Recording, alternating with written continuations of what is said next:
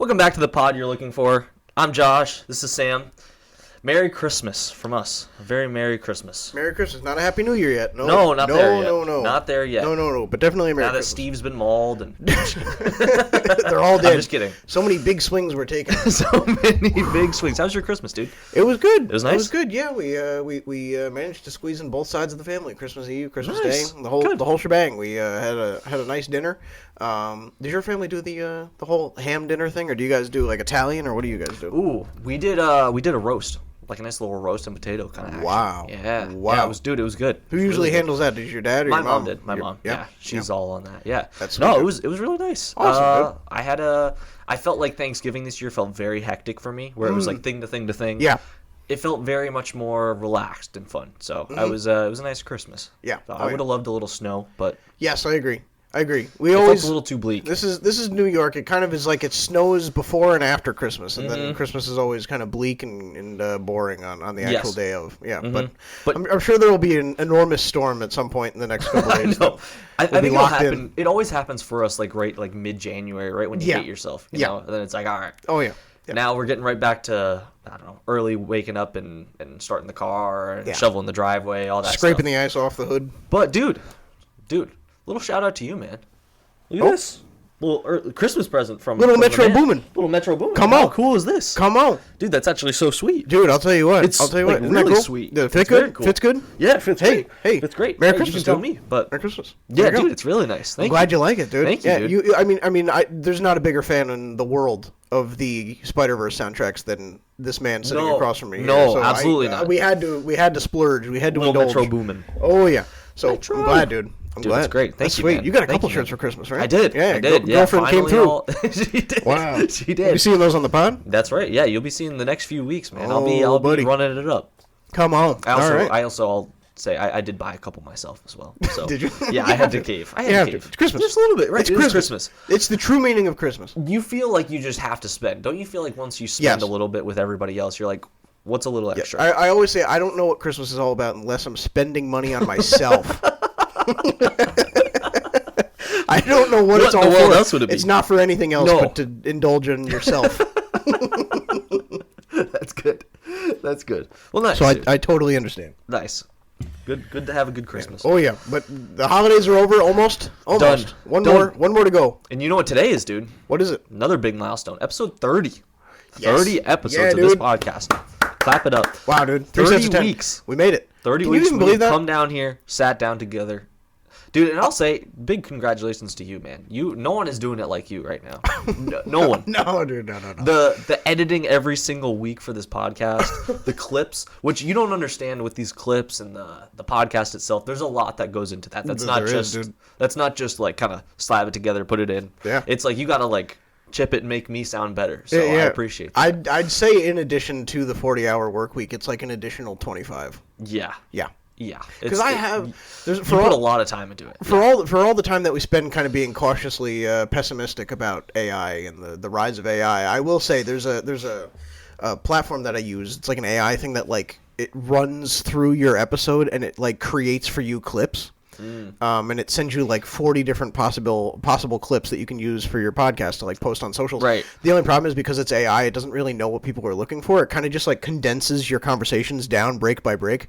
So I have to like go back in, and even though the prompts are there, like I have to like re-edit everything. So it takes me like 10 to 12 hours to like just like go through everything, dude. And so there's just like but hey, there's nobody I'd rather be doing it with. No, It's thank fun. you. Thank it's you. fun. But Dude. We're having a good it's- time. We're having a good time. It's a lot going you good. do for it. So It's thank interesting. you. I feel like when we were finding our footing, the first 10 episodes, it felt like it was like creeping by week to week, but not in a bad way. But all of a sudden we're at 30 episodes, and I'm like, holy smokes, dude. Dude, that totally agree. I feel like I lost 20s track of just time. dipped. Yeah. I lost feel like track it was of time, like man. we were at 13 and then it was just 30. I know, dude, yeah. But hey, That's what the they next say, 30. right? Here's to the next 30. That's right. That's right. That's right. That's right. Also with the clips, dude. I was looking at some other people's pages, man. I think we post more clips than anybody. I think so. We try to do I like think 2 to 3 a day. We're due for more. We try to feed people 3 times a day, breakfast, lunch, and dinner.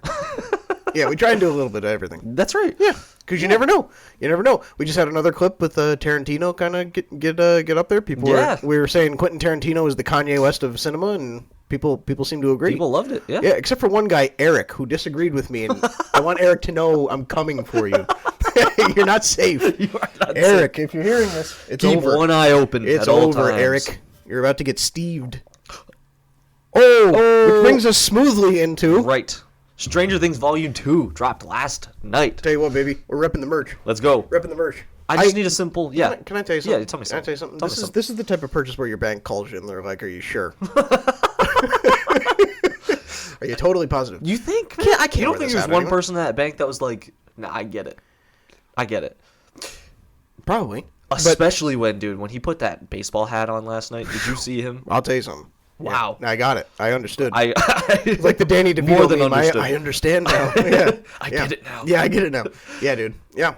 Well, I say we dive right into it. Yeah, what'd you think, dude? Well, Stranger Things episode. Let's start at the beginning. Stranger Thing. Yo, Here, I got you. Okay. Stranger Things Volume 2 just came out last night, dude. Yes. What did you think? Season 5 episode. Season 5, episode Season 5, 5, 6, 7. Volume 2. Volume Losing 2. track. See, this is what happens when you break it down Too over and much. over again. Too much. Stranger Things, Okay. Season 5, Volume 2. That's Episodes it. 5, 6, 7. That's it. That's it. That's the one. What'd you think? That is the one. Do we rate this? Because we rated the first one. Here's the thing. We rated the show up to that point. Do we rate the part? Is that what you're saying? First 4 episodes. Yeah, I think we just rate this based off of the volume. Okay. Because I don't think you can really stack this up against the first one. They're totally different.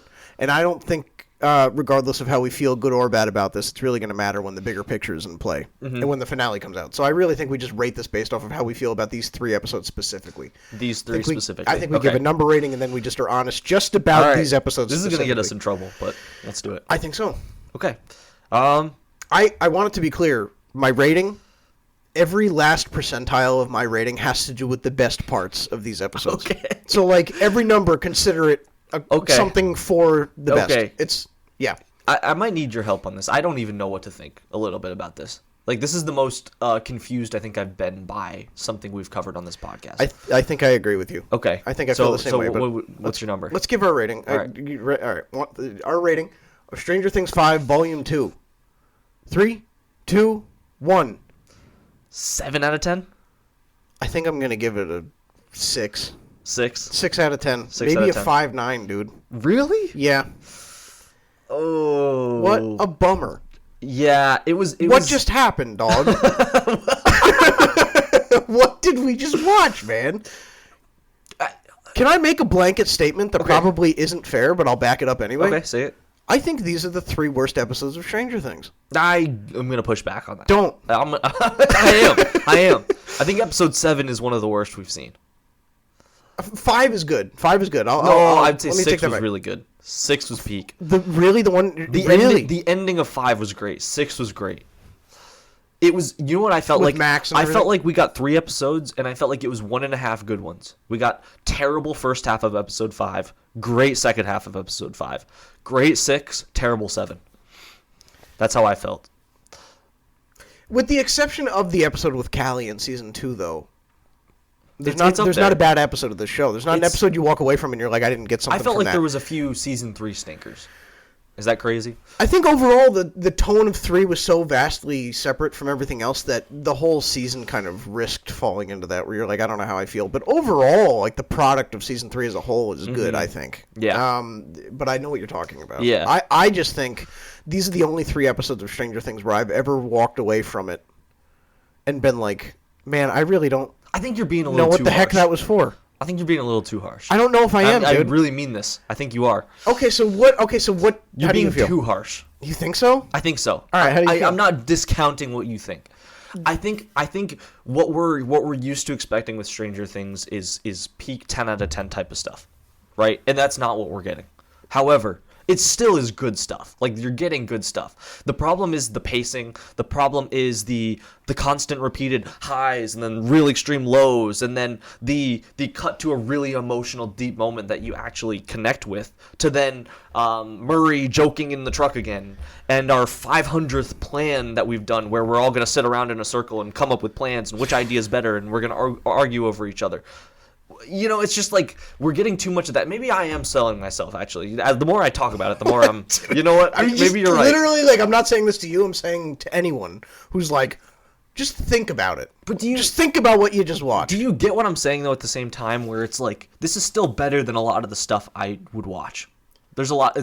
It's some of the better stuff I've still seen this year. I mean, sure, but it's not up to the standard of the rest of the show. It's not, and it's disappointing. You know what I mean? Yeah. The show set a specific standard that it's not meeting. So, what do you think is the biggest? If you could identify three of the biggest problems for why, what would you kind of pin that as?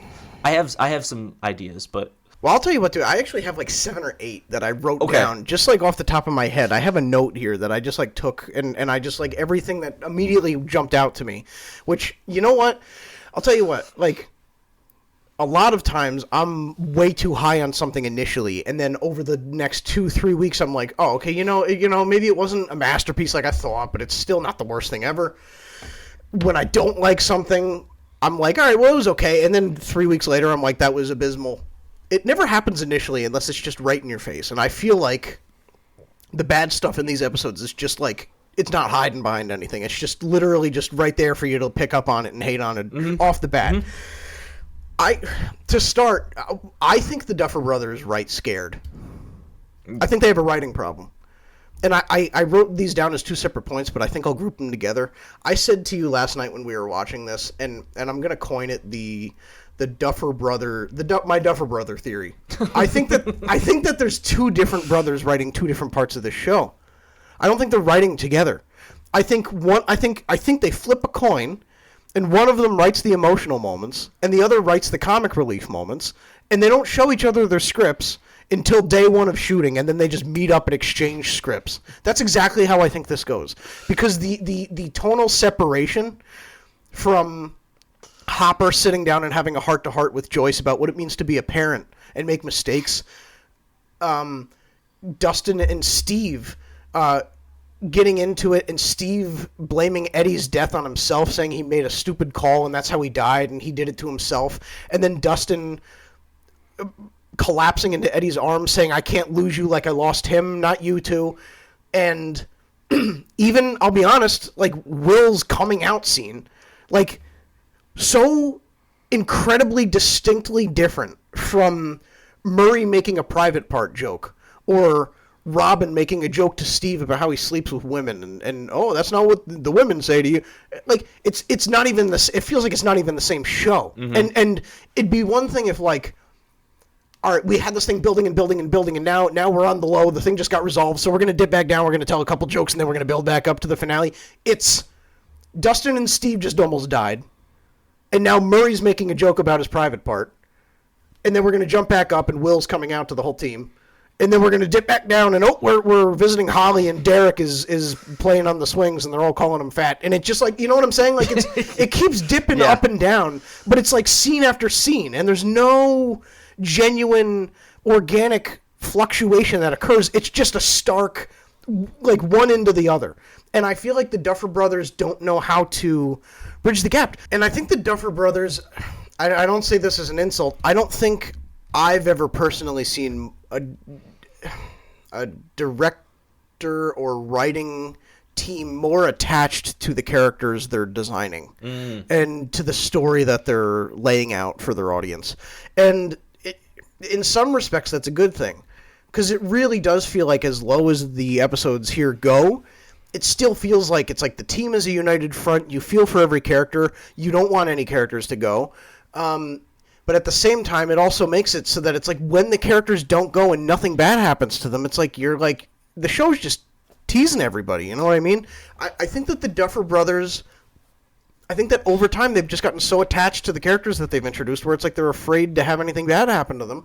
And narratively, it doesn't make your story suffer, but it doesn't make it anything special either. Like, I ultimately think that part of Stranger Things and the success that Stranger Things has had is the compelling reality that nobody is safe from this thing that nobody understands. And it's really part of your attachment to each character is that underlying fear that at one point the rug may be ripped out from under them. And so season 5 has been built up for 3 years as something where it's like, find out what's going to happen to your favorite characters. And when nothing happens, you're like, man, at this point, I'm ready. Like, I'm ready for something to almost happen to these people. I can think of 5 distinct moments, 4 or 5, where specific characters should have bit the dust and didn't. I think that both Wheeler should be dead. I think that Ted should have died in the house. And I think that Mrs. Wheeler, Karen, should have died maybe in the hospital after she told Mike and Nancy Mr. What's-its-name is Henry. I think that maybe she should have just been, like, hanging on long enough to get that out. And then go. Because obviously that's a really big plot point for them to understand that Vecna took Holly, this and that. But otherwise, get her out of there. You know what I mean? She comes back in episode 6 or whatever, and it's great, but it's also kind of like, I don't know. I feel like because the thing is, like, the party's already on their way to the hospital. Like, it's fun. And maybe there's a bigger plan for Karen down the line. It's like, who's to say Hopper couldn't have thrown an explosive in the washing machine? You know what I'm saying? Like, they were already on the way. I don't know. I think that Dr. K should be dead. I think that when Hopper and her got into it and he was trying to save 11 and she was trying to get to 11, I think that she just should have died. Hopper should have just shot her. It made no sense that she didn't get shot when Hopper got the best of her. Right. I think, and honestly, I don't know. I think that, like, when you lose Dr. Brenner and you lose Dr. Owens, I think that you don't have, like, a military or government figure that really, you don't have time to really get a figure to, in that niche corner of the cast of characters to really resonate with the audience. You don't have the time for it. And so you kind of just have to make them one-dimensional. So when it's like you bring the one-dimensional character through, like, 2 near-death experiences, it's kind of like, dude, come on, man, just kill her. It's like she's not even that important to the story. She's just another military suit that wants 11 for her own personal gain. You know what I'm saying? Just get her out of there. I absolutely think one of Nancy or Jonathan should be dead right now, and I think that it should have happened in that room, and I think that it should have been a Titanic situation where the table was too small and it couldn't fit both of them. And so maybe Jonathan was just hanging off and talking to Nancy, and that was their heart-to-heart. And, ultimately the stuff fills up and it consumes Jonathan. Maybe the ring is, poking out of the whatever that is, metal thing. They don't really explain what the gooey stuff is yet. But, like, maybe that's how you do it. So it's like Nancy, there's some remnant of Jonathan left for Nancy, but, like, Jonathan's gone. I don't know. One of them should have died. Yes. I think that you just, that's... I think that the story's emotional draw for 10 years has been the risk that comes with loving these characters. And at this point, I really don't believe that there's any risk left with them. I think that it's like, now the characters have established, we're a united front, we got to get Vecna. Just to get him. We just got to take him out and break the rift of the Upside Down that's connecting the Abyss to Earth. We got to break it. And we got to find a way into this reality and take it out and take Vecna out. And that's, like, their thing. But how much more powerful and impactful would that be if it was like, let's do it for Nancy, let's do it for Jonathan, let's do it for the Wheelers. Something where it's like somebody's gone and we got to do it for them. Because at this point, it's like you've united the characters over this cliche, we got to take out the bad guy. Who's with me? But it's like, I think it's because they tease these characters' deaths. I think if you do it at the very end, it feels like you're just doing it to do it. I don't want to say fan service, because no fan wants to watch their favorite characters die. No. But at a certain point, you want your story to be deep. And when you don't really instill in the audience how deep the stakes are until the last second, your story suffers. And I think that the Duffers love their characters, and I think good on them. But with that, you gotta kind of tell gutsy storytelling. And I don't know what happened, because it's never been the case. This show peaked in season 4 because nobody was safe. Well, I don't know if you remember, at the end of season 4, they had said it's going to be a bloodbath right at the finale. And I remember we all felt so satisfied with the journey through season 4 and the love of season 4 and the knowing of what's coming in season 5 that we weren't worried about it. But we did think to ourselves at the time, like, didn't they say, like, it was going to be a bloodbath? They did. We kind of didn't have that happen. Yes. So, again, to your point, it's just... Yeah. And then at the end of season 4, honestly, speaking to that as well, I mean, the team, the season ends with the team looking out over the valley on Hawkins, and Hawkins is, like, in hell. And now this season opens up, and it's like kids are sleigh riding down the metal plates that are covering the Upside Down. The government set up a quarantine zone, and it's like, oh, you can go get your eggs at the grocery store as long as you're home by 6. And like kids are going to school and playing on the playground, and you know the forests are open, like the teens are still like meeting up in the forest, and they're this and that, and they're allowed to just roam free and drive around. Like, where are Ted's playing golf in his front yard? Where are the stakes? You know what I mean? Like, I thought season 4 was ending, and it was setting up like a hellscape of Hawkins, and it's like the world is ending, and it's like an apocalypse. Well, and to be fair, it's 2 years after. Of course, but like, so you do adjust a little bit what you're thinking. Really, but they make it look like it's like you're about to be like a World War Z type situation where it's like the world's at the end of season 4. The world ended 2 years ago. For sure. You know, like I really thought we were going to be getting, and again, I don't want to make it sound like I'm dogging on Volume 1 because I feel Volume 1, despite some occasional hiccups, was largely very satisfying and very consistent with the hype the show had built up.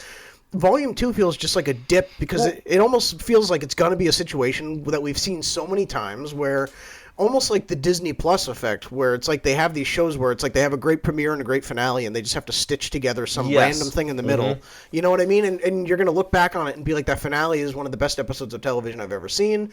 The first couple episodes, remember when Will, took over the Demogorgons? Yeah, but then it's kind of like, then you have that dip of 5, 6, and 7, and I'm kind of just like, I don't know, man. And I, just to kind of speak to like, more, I want to hear more from you afterward. I feel, you mentioned it, the brainstorming stuff. Every scene now with this show it's insane. It's like they'll be talking, and Murray will be like, man, I could go for a bag of bugles, and then Robin's like, bugles? And then she goes into something about how popcorn in the microwave. You know what a bugle is? It's a horn. We got to build a horn to stop Vecna. And I'm just like, dude, what are we doing? Like everything feels like it's like I think that the Duffers is almost it's weird, dude. Every problem with them that I have right now. It's like, I have a problem where it's like, they love their characters and they want them to survive, but then it's like, I was happy that they survived season 4, so it's weird, so I don't know if I should be complaining about it, it's weird. And then I have a problem where it's like, every scene feels like it's like they're trying to construct some brilliantly designed thing and they're overdoing it. They are. Where it's like every character's having some big realization and they're having a big family meeting, but then at the same time, for 4 seasons, that's been some of the best writing in the show, where it's like, the character finally has the epiphany. It's almost like it's just, they've taken every bit that people have loved over the years and it's like overkill. You love these characters, well, keep loving them because they're not going anywhere. You love these brainstorming scenes, well, you're in luck because half these episodes, it's all it is. You love our quippy jokes, well, you're in luck because the only reason Murray, Erica, the only reason half these characters are in this show is just to tell Robin to tell quippy jokes. It just feels kind of like it's like they've taken every compliment they've received for their writing and they've like bumped it up to 10, and I just think it was perfect where it was like there was always more of a balance between suspense and almost like the Rian Johnson Knives Out thing where it's like you see teases throughout the plot but it's not really explained until the very end when Benoit Blanc stitches it all together and tells everybody what he thinks the master plan was for the killer. Like, that's what it feels like it should be. That's what Stranger Things has always been. And now it's like you just have an overuse of that. The jokes it just doesn't No, the jokes work. Have been horrible. The humor just doesn't The dialogue has been rough. It's not good. It doesn't flow. And I just feel like it's not, I don't know. So then when it's like you have like your big twists, it's like, and I want to speak to these probably next after you give your stuff. The big twist, it's like, feels like there should be so much more payoff. But it's like, because the show feels so tonally different, it's like you have this like constant change between suspenseful, emotional, heart-wrenching, back down to we're quipping jokes and we're being sarcastic and we're hurling, take this, and then Lucas is hitting the Demogorgon with a bat or whatever, and it's like kind of like he kicked a Demogorgon out of the elevator. Out of an elevator. How does it? The Demogorgon comes mouth first at him, and he just kicks it. Dude, that shouldn't happen. I don't know. That shouldn't happen. He's holding Max, dude, and it literally face first jumps it, and he just drop kicks it. How does that even make sense? He should have eaten him. I don't know. I don't know. I don't get that. But it is stuff like that. So then, when there's some big Dustin figures out what the Upside Down is, or it was a notebook just conveniently laid right there that had every single answer. right. It's when you have exactly. When you have that, when you have 11 being told what the military's plan is with all of the women and the pregnant women and this and that, and what she really is. She's not a monster. She's like got the blood of Henry and this and that, and all this stuff. Will coming out to the team. When all these things finally happen, it feels like it's like I'm so unsure what the show is right now that it's like when you're when you're at a point where, because of the story and the beats that are, going off in the moment, because you're almost like telling me how to feel, like I feel like I don't know, I don't feel the payoff. Like, I see the direction, but I don't feel the emotional payoff to it. I don't know what it is, man. I just can't put my finger on it. But I think that's I want to hear your thoughts before we go into stuff. I just feel kind of like I don't really know what my big problem is. I think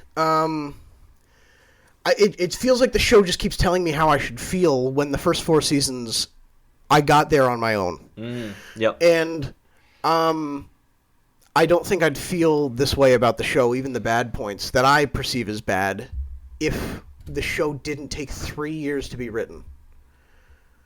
I think that there's a certain expectation when you take that long to write a show, where it's like, this thing better consistently be the greatest thing I've ever seen.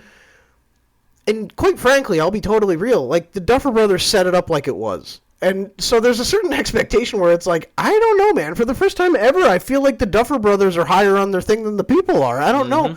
I want so badly to love this dude. Stranger Things is one of my favorite shows. I just didn't. I love the emotional stuff. I love the big twists and this and that. But it's like, but I don't feel what I'm supposed to be feeling, because I feel like the show is just like a mess of. Yeah, a mess of narrative direction, and it feels like the Duffer Brothers themselves aren't even connected on what they're trying to write. It feels like it's written by 2 different teams of people. It feels like the Justice League, where it's like you had the stuff that Zack Snyder had shot, and then you had the stuff that Joss Whedon had come in. It feels like even cinematography sometimes I see a switch. Like, I don't know if they reshot a bunch of stuff. There's times where I notice, I'm like, that doesn't even look like it's the same show. There's like a green screen background, and it feels like it's just inconsistent. It's very much like what people describe Daredevil Born Again to be. It's just like that's too conflicting. Yeah. That's the best thing you said. Is it does feel like there's 2 different things going on constantly. I think that's it, dude. I just think inconsistency right now for me is killing the experience of a show that I have loved because of how consistent it's been.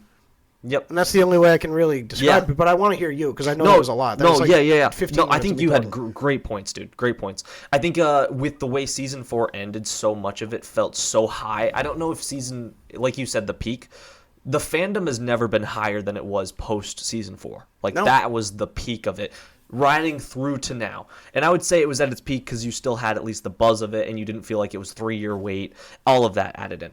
I think the biggest problem I'm having with Season 5 is not that I dislike so much of what they're doing, and I'd be curious if other people feel this way. I know you dislike a lot of what they're doing, right?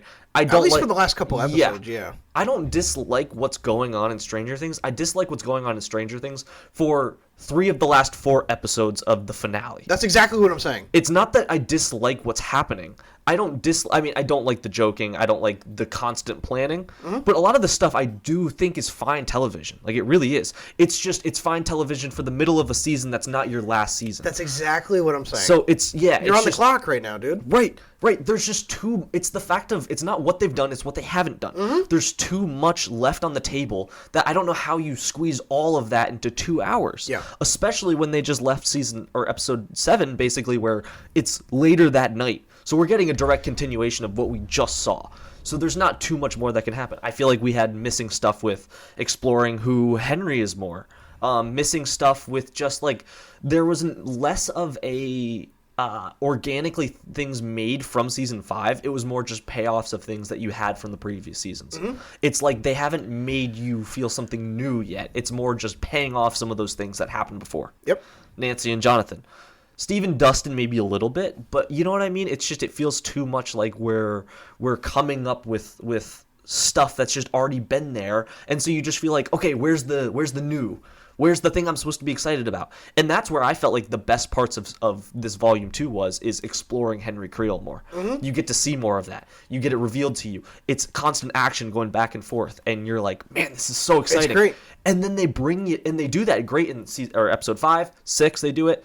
Episode 7, though, you get that big build-up, and you're thinking, okay, here we go. We finally got into it. Now I'm so in with 5 and 6. I felt like someone should have died in 6, but maybe whatever. 7 was just nothing. Like, nothing. Yep. Like, nothing happens except for Will coming out. Yep. That was the only thing. And the fact that was being... I want to be careful with how I say this, because I understand why that makes sense for the story. Him coming out. Yes. Yes.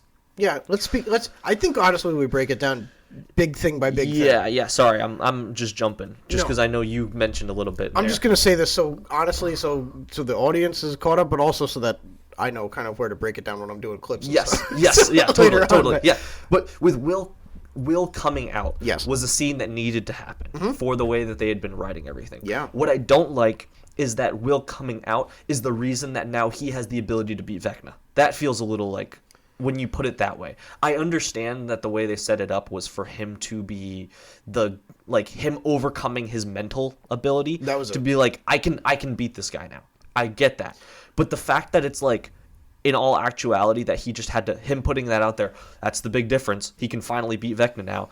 And like, I don't know. It just didn't quite land for me to the point, the ending of episode 7 before your finale. Like, that was the big moment. And that doesn't land as hard to me as the big moment. It lands as a moment, not the last shot you see of Volume 2. That's my problem with it. I can't think of a way it could have been done better. Even though... I agree with that, totally. Even though to drop a bomb like that in front of all of his friends and everybody he knows and holds close feels so contrarian to Will... It still makes sense because the whole thing is like Vecna taps into your worst fears. So my worst fear is people not loving me for who I am. So let me just tell them who I am so that that's not a fear I can have anymore. You know, even if they don't accept me, at least I know and it's not something I'm scared of. It's just a reality I'm facing. It's like Vecna can't use that against me. It makes total sense. But I think, like you said, it's the second to last scene before the final episode of the show. So it's kind of just like I can't think of a way you could have done it sooner. I definitely don't think it's something you should have saved for the finale. I can't think of a way you could have done it better. And I also don't think you should have made it a smaller moment. So honestly, I think it just comes down to you didn't really build it up the way it probably should have been built up. I think that it just kind of like or you built it up too much. You know what I'm saying? Maybe you built it up too much, because let's be real, 7 episodes, every Will moment that's not him controlling a Demogorgon has been, how do I tell everybody that I'm gay? That's been every Will moment. He's talking to Robin about it. He's dealing with it internally. He's just struggling. How do I tell people this big thing about myself? He's looking at Mike. Like, it's just every scene. And so it's maybe you focus too much on it. And I think that's the problem I see a lot of people having, where it's like, for the people that would have been very excited about that reveal, if it had gone somewhere, people were like, you teased us, you know what I'm saying? Yeah. And obviously, I don't think you or I feel that way. You and I think that Mike should be with 11 and Will should find some other way to be powerful. And the way they handled it was great. And the way they handled it was great. Again, I think it's more just the build-up. He's my Tammy, and I understand that. And he doesn't even give him a chance to say anything, which is good. Right. So I guess it more comes down to, because you shouldn't have done it sooner, you couldn't have done it later, you couldn't have done it better, and you shouldn't have made it smaller. I think that in that regard, I think it just comes down to, you maybe built it up bigger than it deserved. Or, right. Well, it's been the key narrative thread. Right. Or it just shouldn't be the key thing. Right. It's been I don't know what to do with that, dude. But yeah, it's just, you can't have that be the thing. Right, the climax, yeah. Man, you're supposed to feel that. Do you remember how hype it was episode 8 before 9 came out last time? It was like, that's what I said cow. to you, because it ends with Henry and all the kids. Yes. And their heads snap back like they're about to start bridging the gap between the abyss and the world. And you're supposed to be like, oh, come on, man. It's not even remotely close. It doesn't hold a candle in my mind, and it sounds like yours too. They're in the RV, and they're headed over to the Creel house, and they all could die in about 5 minutes. Like, nothing touches that season 4, build up to the finale. Like, there was nothing like that. Yes. Everybody in that bus, you were like, nobody's safe. And I think that's a lot to what you were saying about going back to the brutality and the ability to kill anybody and being too safe. There's a part of me, I'm just watching it, and I'm like, does this show know it's ending? Yeah. Do they know? Do they know they have 2 hours left? That's what I'm saying, dude. It's like, how are we going to fit all this? Right. And so then it's the whole thing where, no, not every episode's 3 hours. Maybe it should have been, honestly. Well, I feel like there's plenty of things I still don't understand about Henry and all of this and how this works, right? Well, so let's dive into that. So can we talk about some of the big reveals? I wrote them down. Aside from Will coming out to the team, we got a couple big twists. We have the military using pregnant women and fusing them with the blood of 8 to make them powerful like Vecna and weaponize them against the Soviets. And that's why they want 11. Yes, we have, so then that builds builds up to why the military is after 11 and why 11 and 8 decide that they need to die in the Upside Down so that the military doesn't keep coming after them and putting all their friends in danger. We get the reveal that the Upside Down is not an alternate dimension. It's a bridge between this other reality called the Abyss, where Vecna ended up originally and got his powers, and Earth. And it's not really anything other than just like almost like a tunnel between the two. It's a wormhole, yeah. So we got that whole thing. Their big plan to stop Vecna is to wait until the worlds are about to connect and the world hits the radio tower, and then they're going to climb up to the radio tower, jump into the other world, and go to Vecna and kill him. And I guess that doesn't make sense to me. It doesn't to me either. And then we have the reveal that Will was Vecna's builder, that he built the tunnels throughout seasons 1 and 2, and that he, in his coma and all the visions he had of those tunnels, that was actually him digging an underground for Vecna to run through with the Demogorgons and kind of like get things going and lay the groundwork for what he's doing now. Right. So those are like the big reveals. Do you feel like they were played off well? Do you feel like they could have been better or bigger, or how do you feel? Yeah, it's just a weird thing this season where you keep touching on it too. It just feels a little bit like I'm not feeling as much as I'm supposed to, because when I think about most of those twists and where they're going with it, it makes a lot of sense. Like, I actually like the idea of the Abyss and the wormhole thing. That actually makes a ton of sense to me. Yeah. I don't like their idea. That doesn't really make sense. We're going to get to the radio tower. It's like, dude, it's just there. That's kind like, of it. And that's assuming that you have enough time to do that. Like, what if How's the worlds that? are just like, Yeah. You know what I mean? Like, what if they just smash together? Like, you don't know if this is going to be a slow that even thing. means. You know what I mean? So you don't know how much You're time putting a lot of chance into that. That's exactly it. And that's also it. The chance thing, dude. There's certain things where there's the scene where Holly is walking around with the telescope in the desert with Max. Yes. She's looking through and she's like, oh, this thing's obscured. I can't figure out. And she realizes that the dent or the blacked out part of the telescope eye matches up perfectly with the geography of the cave. Yes. And when she gets close enough to the cave, she's going to be able to find a tunnel that leads to Vecna's memories. What is this, the Rise of Skywalker? Right. Like, I looked at you and I was like, dude, this is like the Death Star thing where Rey had the 30-year-old dagger that somebody made that lined up with the geography of the Death Star remains. It's like, what? Who made that? Yeah, and why does it feel like, too, especially with Holly and other characters, it feels like they can know, like, there's no in the middle. They're either the smartest character where they figure everything out, or they're doing literally nothing. Right, There's no in between. Right. Like, they pop off and it's like, or it's just, they're lost. It just doesn't. It's a constant back and forth. Max and Holly take a chance, and they run off. And their big plan is, oh, we got to get out of here, and we got to find a way out. They make it through Holly's first memory, second memory, third memory, and then they make it to the house, and they hear the music, and they're at the window, and then they run back to the cave. And then Max suddenly is like, I'm good. It's like, no. Wait for Vecna to walk away and go back and do it again. You know what I'm saying? Yeah. It just and then they're going and they're going and they're going, and Max is for 5 episodes has been like, my whole thing, I took too long and I missed out on Lucas and he's always been there for me and he was playing the music and the portal was right there. If only I was fast enough. And then the portal's open and they're from me to you, and Max is like, you know what? Give me your testimony. She's just like, sit me down and tell me every bit of your life from step one to step now. It's true.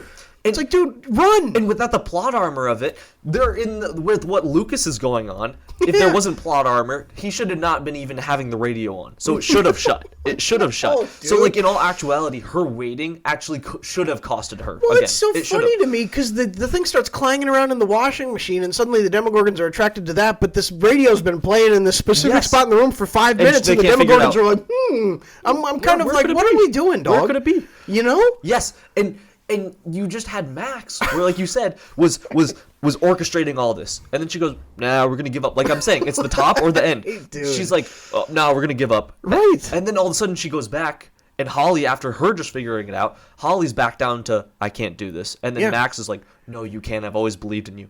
Where was this 5 minutes ago? You literally just didn't. You just didn't. Yeah, right. So it's just too conflicting. And it's too conflicting or it's too convenient. It's so then Max is sitting both. there and she's like, so I know you just worked with me and you led me all the way to my escape.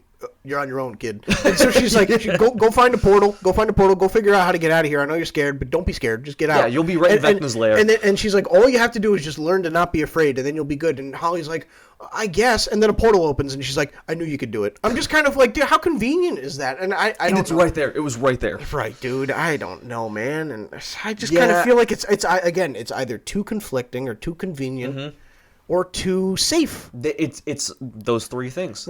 That's a great 3-word sample. Yeah, dude. To describe the season: safe, convenient, and conflicting. I know that this season needed to be packed, but also the episodes are over an hour long each, and it still feels like there's at least 2 episodes in this season where I've walked away from it been like there was no point in that. Yeah, it feels we like just there's ran too in a many circle. wasted scenes. Right, dude. Too many scenes that are way too long and wasted. And the Duffer Brothers know that we're anticipating the death of these characters. I'm down to a 6. The Duffer Brothers know that we're waiting for these characters to die, and so they keep holding the death over them. And then whenever you go to grab it and be like, "Oh, I'm ready to feel Duffers," you grab at it and they pull the pole up and they start reeling it away further, and you just got to keep chasing the line. I think it's when you know that the directors know what you expect, and they're toying with you. It's again, I brought it up already. They were doing it with Steve already. It's the Last Jedi thing. It's the Rian Johnson thing. You've been waiting for Luke. He's a hermit. You've been waiting for Rey to have parents. She's a nobody. You've been waiting for Ben and Luke to face off. Luke's not really there. And you've been waiting for Luke to team up with Leia and this and that. Oh, he was a vision.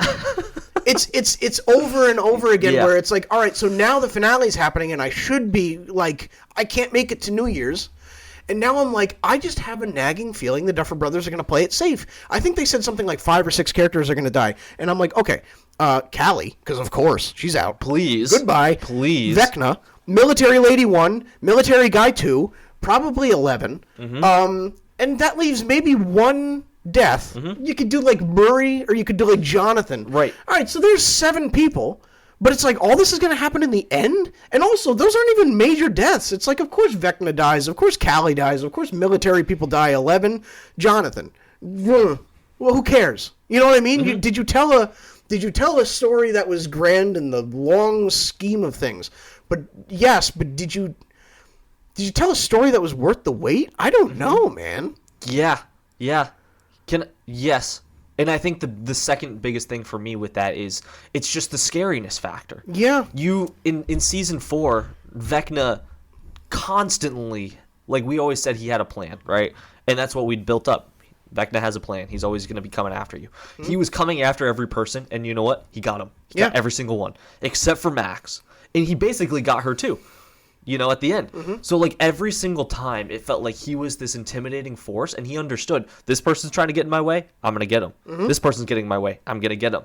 And every time you kept seeing these people die. You saw Eddie die, you saw this. And even still, we felt like whatever. But now this season, it just doesn't make sense that these people are trying so hard to get in the way of Vecna, and he's just, like, letting them off scot-free. Yeah, dude, he's just like, turning back around. The one time he says this with Max, he sends all the Demogorgons after them. Right, like, why is he not doing this with other people? Yeah. Also, then, how are they that stupid as well when they were so smart the other seasons? It's just, you've lost the ability for this to feel scary. You've lost the tension. And that was what made season 4 so good, is that you were always walking on eggshells. That's it. And I just don't know how you can recover that in one episode without it feeling forced. Yep. When you've been building for a season, and I said it earlier, and you said it already. When you've been building a season where Vecna needs to go, it's time. It's time for Vecna to bite the dust. And now the characters are just united off of that, and not because they have personal stake in it. Again, I know that sounds silly, because it's like, of course, like 11 has personal stake in it. Of course, like Will. But by and large, like the team, their real thing is like, oh, you know, let's go get them. It's not like not every character has this personal connection to the whole thing. Unlike season 4, where it's like Eddie had the connection because of Chrissy, and Dustin had the connection because of Eddie. And Steve had the connection because of Nancy. Nancy had the connection because of Barb still. And you know, it just went on and on and on. Robin had the connection because of Steve, and this, it just went in, and it was interwoven, and all 5 plot lines at the end tied together, tied into a perfect bow. Beautifully. Yes. And this season feels like, I don't want to say it. This sounds like a strong word, dude. It feels like it's a caricature of itself. Yeah. Yes. We've done this so well, where it's so important of how can these characters find their way back to each other. This whole season, dude, they've been separated in some way. This person goes to find this person. This other people come back. They get lost. We keep like the train like going. We had this same thing happen where Dustin, Steve, all of them are lost. And guess what? Mr. Clark just cuts off some balloons, and all of a sudden we found them in 2 seconds. Yeah, Literally, what the heck, man? They were lost, and in 10 minutes, they're right back in the same room. I got a signal. Oh, and then Dustin. And it was the whole brainstorming thing. Yes. Oh, man, I wish I had a sandwich. Sandwich. That's 2 pieces of bread. That's the abyss and the world coming together. That's exactly it's like a what wormhole. the show is, dude. And you're like, what is dude, it? It's got that stupid strange thing. Oh my gosh, dude. Stop. But again, it's like the show telling you it's time to think, telling you it's time to laugh, telling you it's time to feel. And it's like, let me come to that on my own. Yes. Can I add a small gripe I have too? Yeah. Another thing. We're getting way too little of 11. I'm so sick of it. She's being way too sidelined. What is going on? She should be up there with Willis in terms of the two of them should be the head people of like what's going on in the season. Yes. And she has been like way too sidelined. Like you're barely getting her. The scenes you are getting her, she's just pouting, really. Mm-hmm.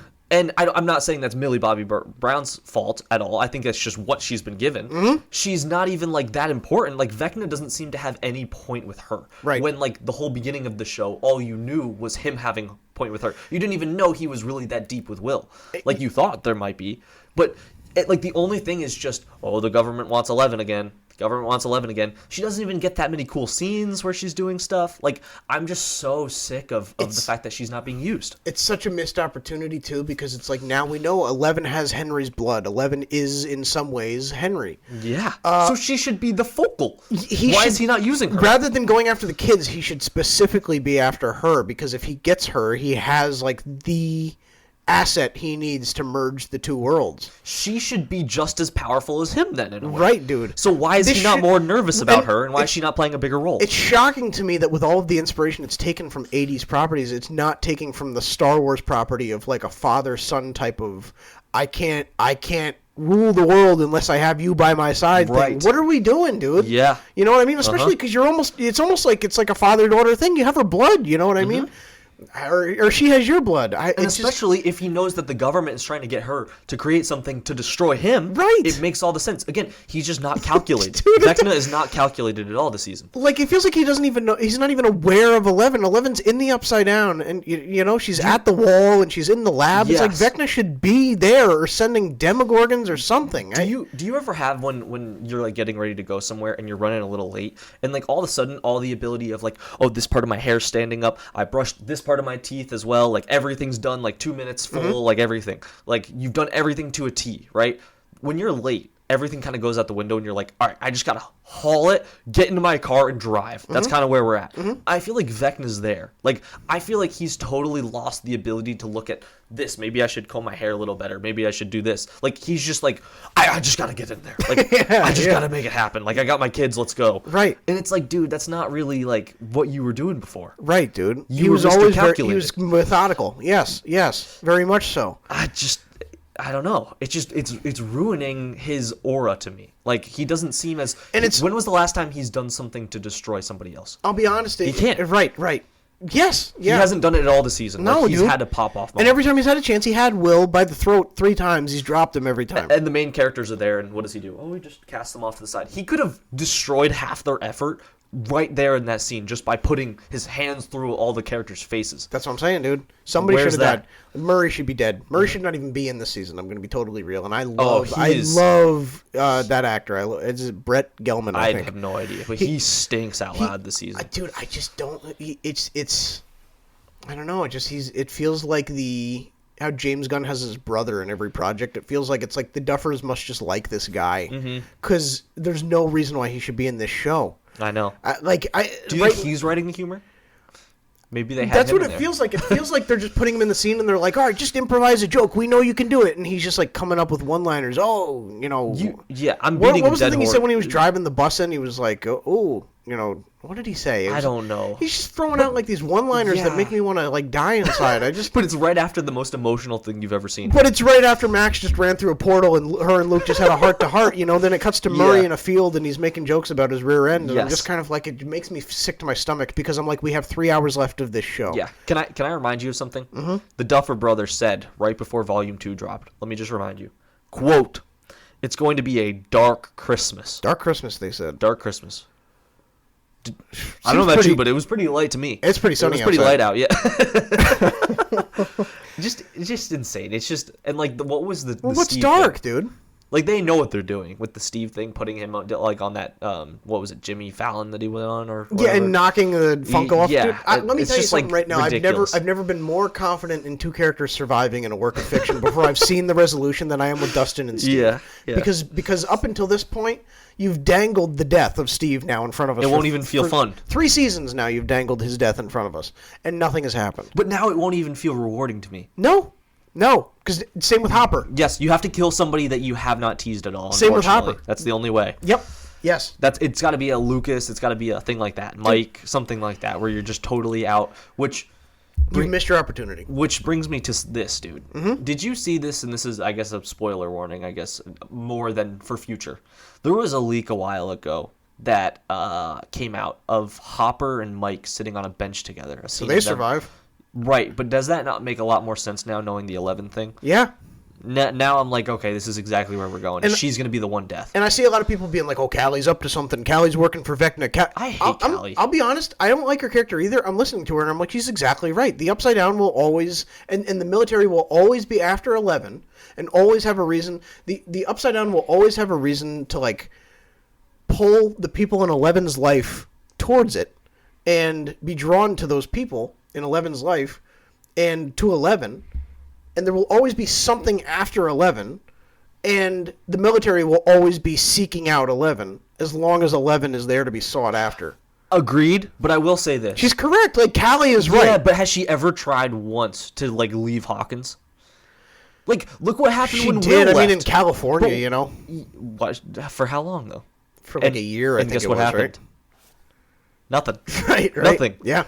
Try it. Yeah. Try it. Yeah. Like, don't even make when this forced. even when the military came after her and Owens like sat her down at the diner in season 4, he was like, "I'm sorry to bother you, but like, we need to test on you only if you are willing to be tested on." Like, they were done. But Callie is acting the way she said it was after we defeat everything, so everything's done. You should just basically let yourself die there. So my question is to you: who is after we defeat everything? Yeah, who is more set on dying? Do you think in committing suicide? Do you think Hopper or Callie? Because both of them seem very eager. They seem like they're just dying to. Literally, no pun intended. It's tough to say. I don't. Well, that's the whole other thing. I don't. I know. I don't know what. I don't know what Hopper's direction is right now. I don't either. Well, it's like once again, it just feels like. Sorry for not recognizing that joke. No. I think I'm so wound up about the show. I'm not like. I know. You're fully locked in. Yeah, it's.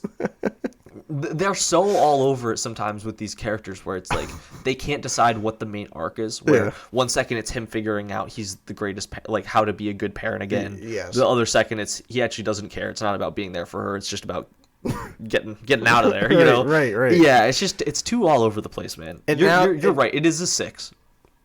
It is a 6. Yeah, dude. That. But I do think at a certain point we need to, because we've been nothing but negative. I would be happy to share a couple things. Absolutely. To make you feel better. Absolutely. That Lucas Max scene is one of the most touching scenes I've ever watched. Yeah. Period. It was great. It's incredible. Both of them. I think they have the best couple dynamic in the show. For sure. Yep. Both of them just showed to me that I was like, I need to see them in more stuff. The two of them. Yep. Especially together. Yeah.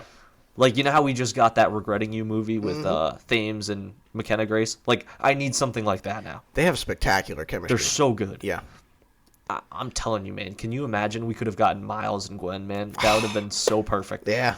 Well, hey, you never know. But they were in their bag. I know, man. I think I've said this on the podcast before, but one of my favorite scenes from from the show was in season 4 at the end when he's screaming about Max and he says like Erica help. Yeah. And he adds that in and like the tears coming down his face. It feels so raw. they're the best acting. They're doing the best acting total. Lucas is. I'd venture to say he's carrying the season. He is. Every scene he's in is a showstopper. Yeah, like he is acting his butt off. Like he's in his bag. And it's about time. Yeah. Yeah. And to be honest, they're kind of showing. I would say Mike as well is showing that as well.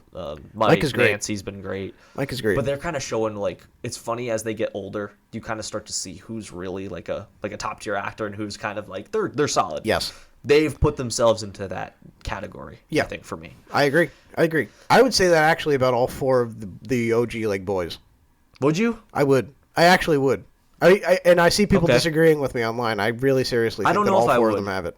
Who would you be out on? I don't know if I want to say. I don't know. I mean, it's tough because I haven't seen them in anything else but this. But there's been a couple scenes with Gaten and with Noah where I thought Gaten?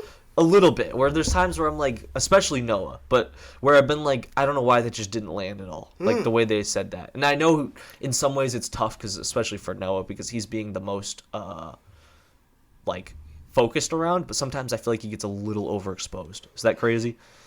Like there's a few times like when he's talking where you really resonate with what he's saying and you're like, yeah, I feel what he's feeling. And other times he'll kind of say it and you're just kind of like, I don't know why I just don't believe what you're saying right now. Yeah. So but see, like that happens a lot. It happened with like it's happened a lot in past movies and shows, and part of me wonders when you can really see an actor at their best, but then they also have like low points. I wonder if that's more at the fault of the creative direction they're given. That's fair. That's you know fair. What I mean? Yeah.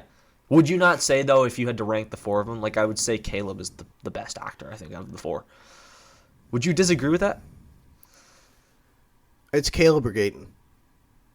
Gaten's great, dude. He is great. No, he's great. He's great. I don't mean that. Maybe I'm just being harsh on like he's a it was the bullying scenes. The bullying scenes totally threw me on. Well, those are rough, but every actor in that whole thing is like, I think that was literally just the. Dude, I'm telling you, I think it's the Duffers. Right. The Duffers are on like a tear this year to be as mid as possible. They're like really on their best efforts to. Okay, wait. I'm getting distracted. To go back to things being good. Yeah, things being good. Yeah. Some of the emotional moments we got. Steve and Dustin's moment in episode 5, I think it was, when they finally come together. Great stuff. It was awesome. Phenomenal stuff. Yes. I teared up. Yeah, it was that Max Lucas scene, man, really got me. That was very good. It was so very good. And it felt like the payoff was perfect. Like it felt like. And the way she says that, man, of I realized it wasn't the song, I just needed you. And it's like, gosh. Yeah. Gosh. Yep. Yeah. Oh man. I think you're being a little too hard on how good the ending of episode 5 and like the course of 6. Both those episodes were really good with what we got. We got a lot. My biggest gripe is episode 7, to be honest with you. It was the dialogue through the 2 of them, but episode 7, like if I could boil it down, I'd say like some of what we're hearing is like but the stuff we got in 5 and 6 was really good. Yes, let me say this because I don't want it to get mixed up. I don't dislike the episodes, but they're, in my opinion, because even like season 2 episode wherever when it had like the whole Callie and 11 thing, at least even that like served a purpose where it's like 11 figured out how to unlock her powers to really shut the Upside Down until season 3. Like at least it felt like it drove the story forward in a way, even though it was setting up for a potential spinoff. Yep. Sometimes I think just because it feels like they can't figure out the direction of this season, I think that sometimes the low points just feel like the lowest the show has ever seen. Yep. And I know that kind of arguably you could make the case for other points. It feels like 5, 6, and 7 have like the lowest points in the season at times. But the highs are perfect. And that's why I bring up the Duffer theory in the beginning that I said, where I think that one person's writing the emotional beats and one's writing the comic relief, and I don't know who's who or what's what, but like whoever's writing the emotional stuff is locked in. The Steve Dustin part, great, perfectly played out, perfectly paced, perfectly scripted up throughout the season. The arc they've been on is great. It doesn't feel rushed. The Lucas and Max stuff is great, and while I feel that sometimes like the Max trying to get out of Camazot's thing feels a little too like fantastical for Stranger Things, it like all the stuff that specifically focuses on her trying to get back to to Lucas it's perfect. It's great when you humanize the situation and take away the fantasy element of it. It's great. It's awesome. All the stuff with like Will and Vecna torturing Will and this and that, and Will getting inside Vecna's mind. The part where he turns his head and he's like, Max, you need to run. If you're hearing this, you need to run. That was so good. It's awesome, dude. That was so cool. Well, maybe one of my favorite scenes in the whole show. Agree, yeah. I loved it. Mm-hmm. Like, there are moments in this season, even in these episodes, where I'm like, yeah, that's some of the best the show's been. Yeah. But then, scene later, in the gutter. It's like you said, it's different. Instead of it being like they know the beginning and they know the end, it's like they know all the major points they want to hit in the show, and they're fantastic. Yes. But they just don't know how to, like... in between. Yeah. They don't know how to keep it steady pace, because they've got all those 10 out of 10 moments. Mm-hmm. They do. They really do. The show has some of the highest highs. Which is the hardest thing you can ever do in television, is getting really high highs. That's nearly impossible. Mm-hmm. And they can do it. Yeah. Which is why it's just so frustrating that if you don't feel like come out of the show feeling like it was a 9 out of 10... it's a disappointment. It just is. And that just, again, like we said, that just comes down to how long it's been to wait for this thing. Mm-hmm. If this thing came out a year after season 4, people, I think, would be like, all right, whatever. Yeah, I think we'd still be disappointed, but yeah, it just kept building and building to... This felt like an event. Right, exactly. This has felt like an event. Exactly, dude. And it still is one. It is one. Right. Objectively, just because of the weight, it is one. The weight alone. So something we mentioned talking about later that I do want to circle back to is... Can we talk about that Nancy Jonathan scene? Absolutely. And what the Duffer Brothers just revealed to us, that technically that scene was a breakup. Was that clear to you immediately? No, absolutely not. It was not played like a breakup. It was played like a proposal. It was played to me like, well, it doesn't matter anyway. Right. Will you marry me? Because I know we're going to be dead in 20 seconds. Yeah. So speak to that. What in the world? They make up. They kind of, like, you said before that they've had communication issues and that they shouldn't solve it necessarily with communication. I think that actually was exactly what they needed. I feel like that scene was perfect for me of what happened, because you finally get to hash out all the issues you've had. And the fact that he confesses to her about him not going to the college, that he wasn't going to go, was still like a good enough moment, because she never said that she knew that. So to him in that moment, that was him, like, finally revealing everything that he needed to.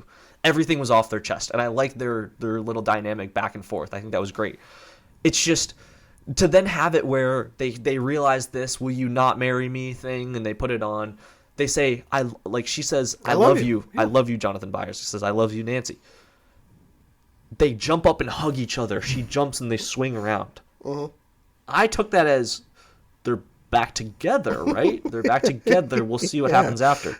Yeah. I read online right after the show comes out, dude, that the Duffer Brothers say, no, that was a breakup. This was them accepting that they're better off without each other. They're better off without each other. Is that how you function? No. Is that how you would function? No. Like, what are we doing? Hey, Josh, let's do this podcast forever, and then I kick you out of my room. Yeah. I just, dude, I love you, man, but I love you so much. I know. So just been a wild ride. Think about that. Really, that meant I absolutely hate his guts. Right, moving on. I'm going solo. Like, what? Can I amend my thing?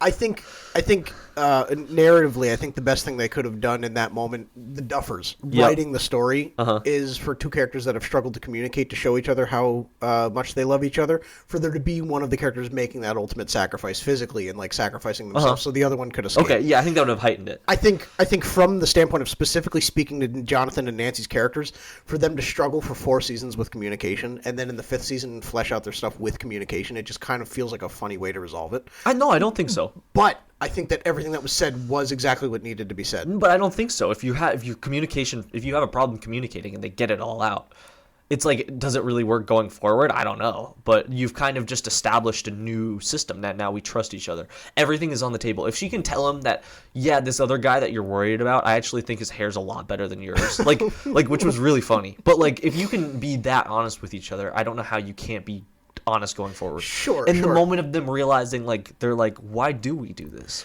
Why, like, there was the actual, like, realization. You said, I think you were actually going to say this, so you maybe I don't want to cut you off, but like, you're good. That is the best that Jonathan has been since he first was introduced. Yes. That's how I personally felt, because I've never hated Jonathan, but I definitely think that there's been like 3 points where his character arc had gone as far as it could go, and I think it was time to either like minimize his presence in the show or just take him out. Mm-hmm. And this was the first time in like 2 seasons where I've been like, maybe 3, where I think since season 2, where I've just been like, dude, Jonathan is the man. Like, I really seriously like this character again. What just happened? Like, he, in that scene alone, I mean, really seriously, like, I was rooting for Jonathan. I couldn't get there with Nancy. Like, I don't know, something about that whole thing just bothered me a little bit. I know I've rewatched it a couple times, and I don't think that the moment where Nancy was talking about Steve and how Steve wanted 6 kids, I don't think that the moment was written to make it seem like they were mocking Steve. I think it was more Nancy saying, like, he knows what he wants and I don't, and this and that. Like, but and she says that way. But it felt initially like she was mocking him.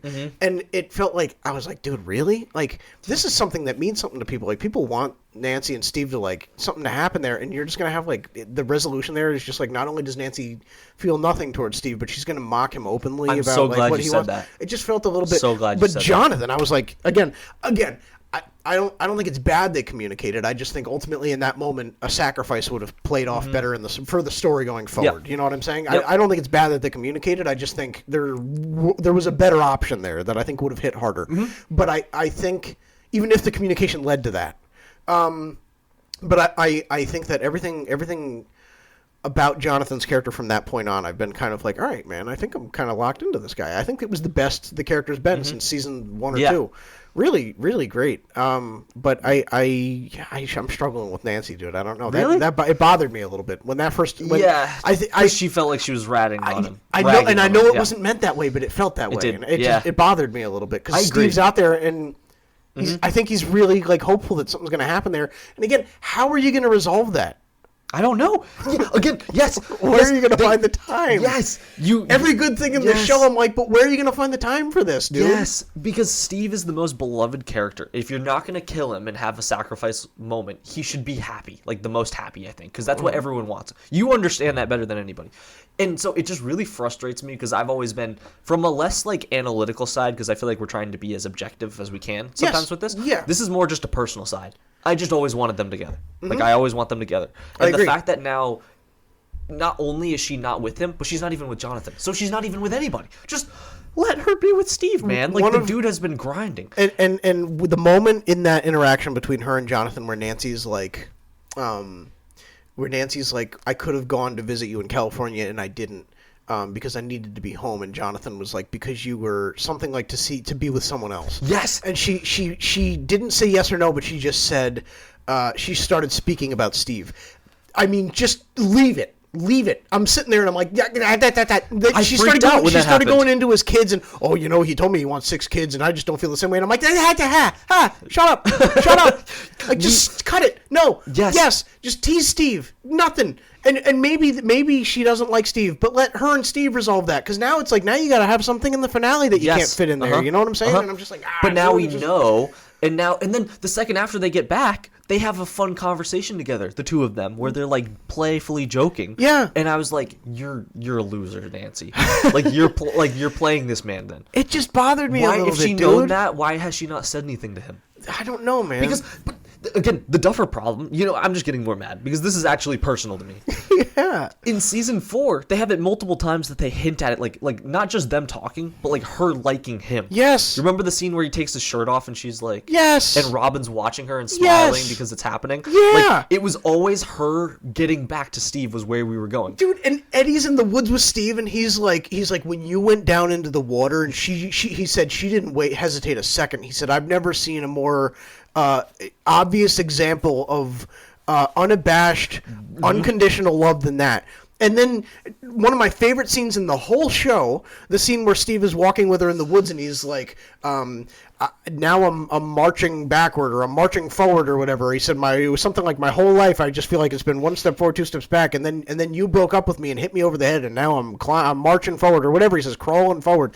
And then he's like, I've always had a dream about my future, but one thing's missing. You're there. You've always been there. And I'm just like, dude, now you just pooped on it. You just took a big poop on it, and I feel annoyed. Like, I feel angry. Yeah. Because it's not something. This is the one thing where I'm like, you could rush this into the finale, but it wouldn't feel rushed because you've been building this for 5 seasons. This is one of the few things that even through this season that has been messy has still been a consistent through line of what's going to happen with Steve, Nancy, and Jonathan. And she just pooped on it, dude. She little broed Steve.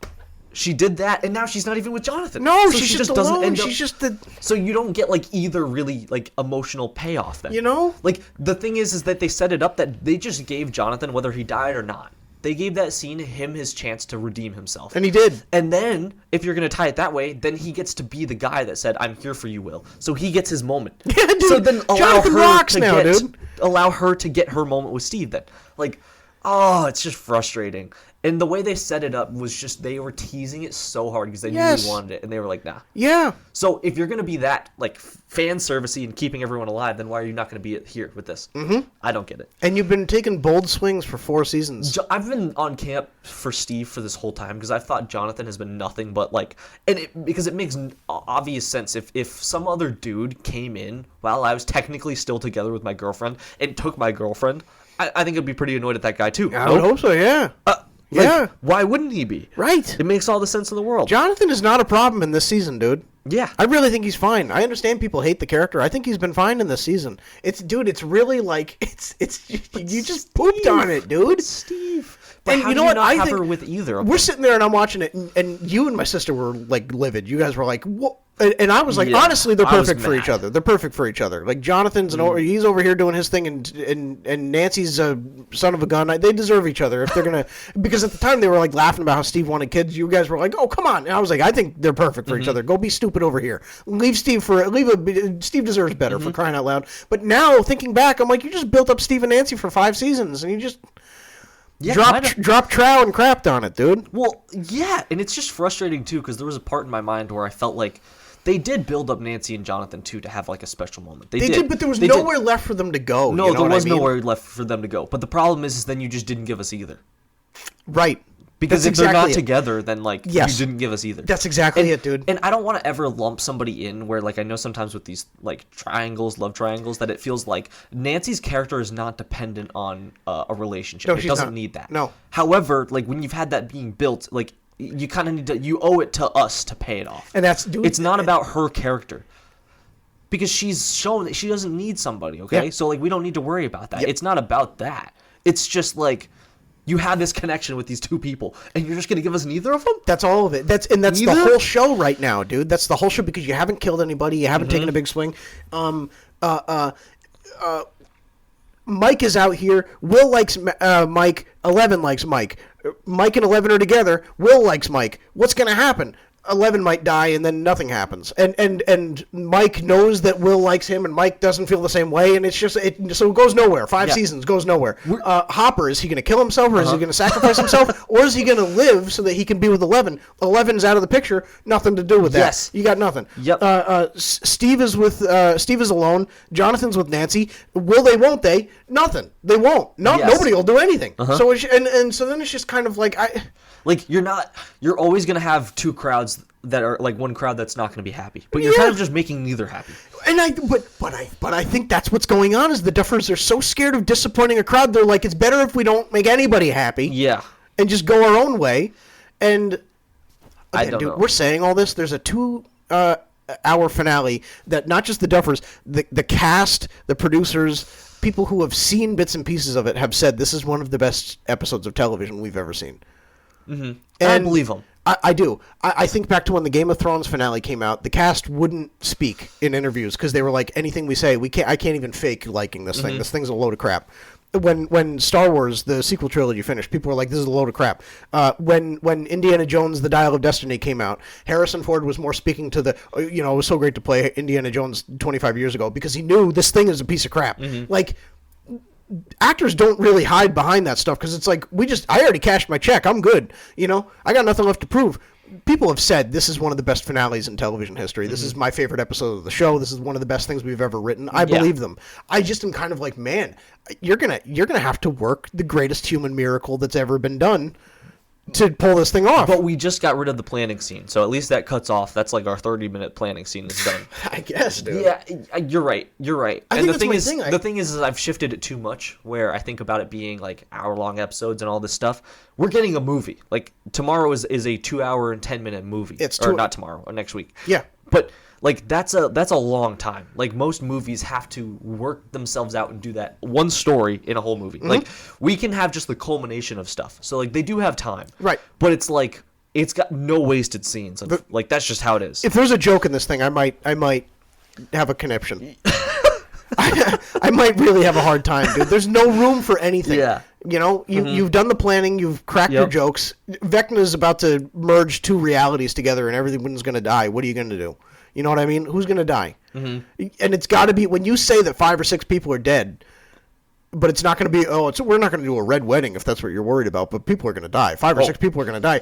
It better not be like just military people. It's going to be a dark Christmas. It's going to be a dark Christmas. Dark Christmas. Pitch black New Year's. It better be like people of significance, dude. Yeah. Like, it better not be like all the new people that you've introduced, or else there's going to be like a huge issue. And the cast is too big at this point. That final scene, can't even dude, fit all the people there was on the 15 poster, man. people. There was 15 people in there. I know, dude. Anyway, I don't know. I know. But that's, yeah. I feel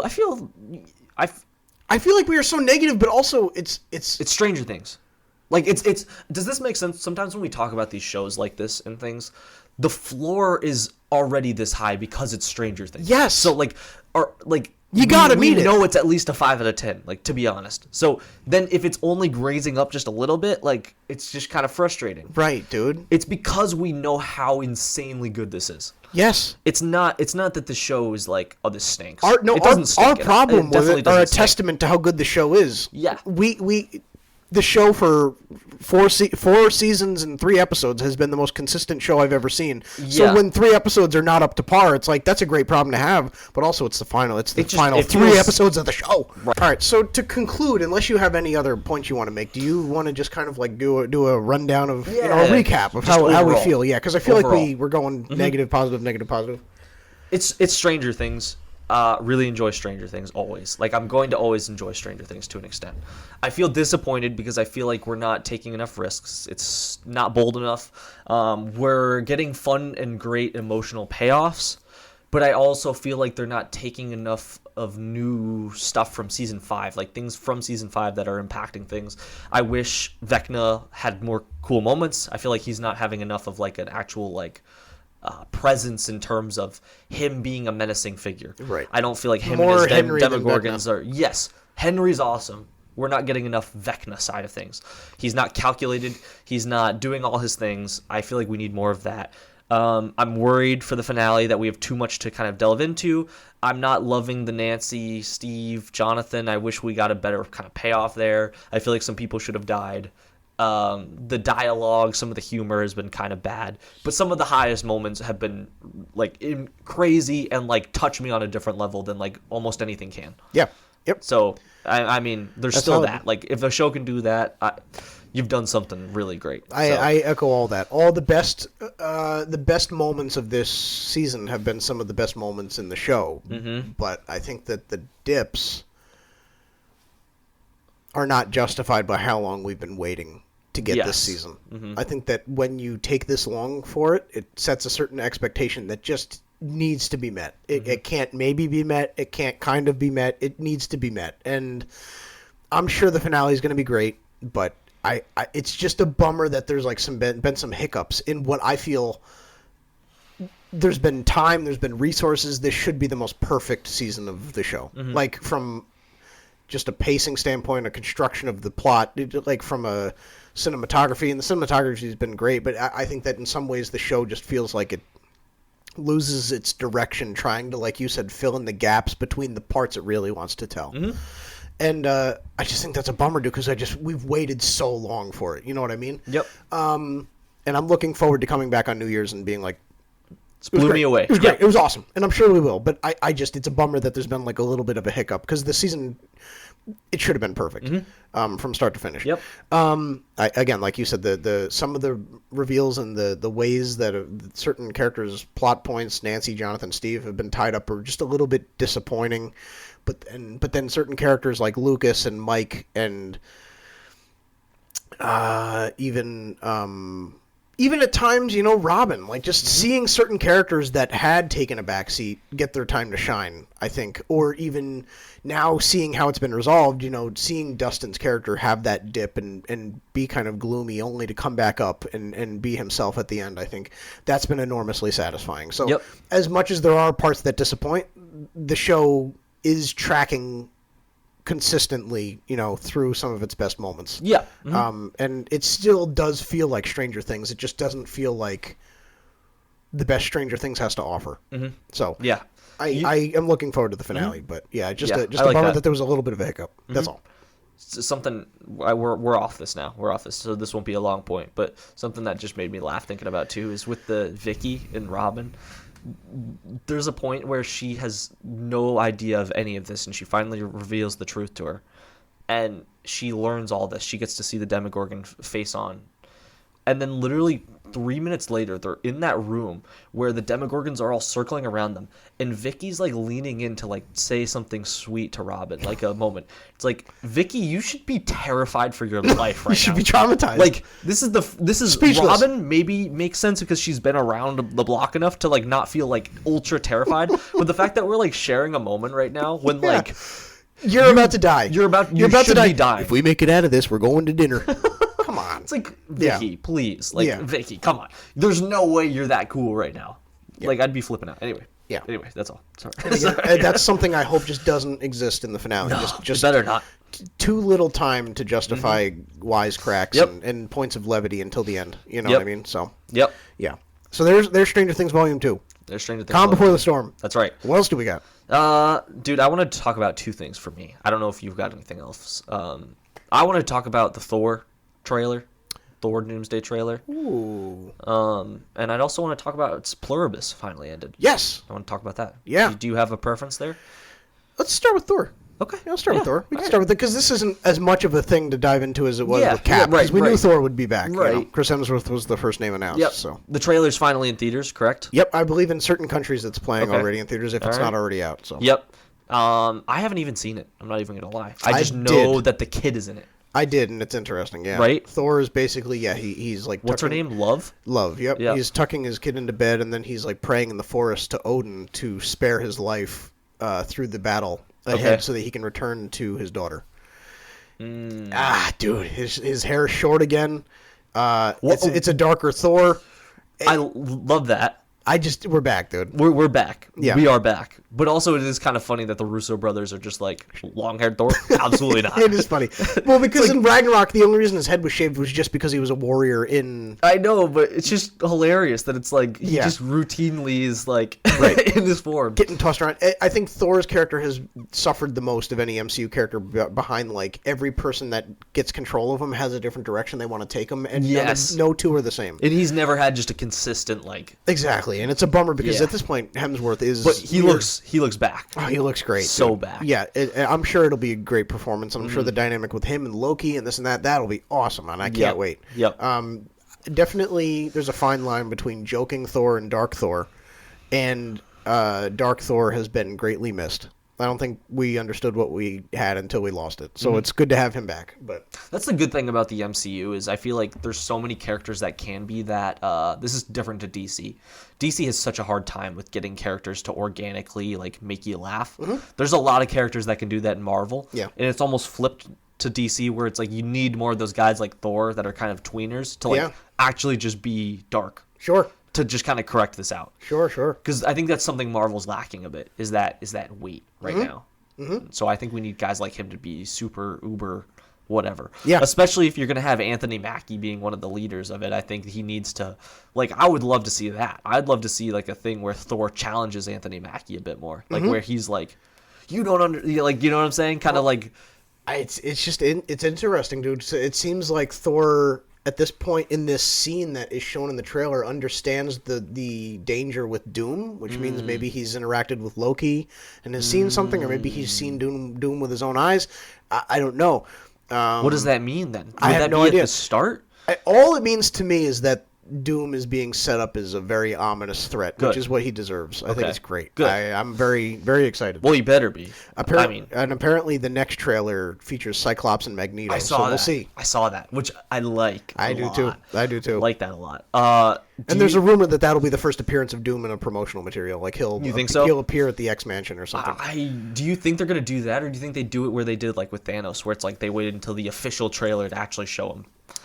I mean, that'd be great too. Again, I have no preference. So whatever you want to do, make it make sense by the time the movie comes out. Okay. Yeah, that's cool. That's kind of just how I feel. Yeah. Yeah.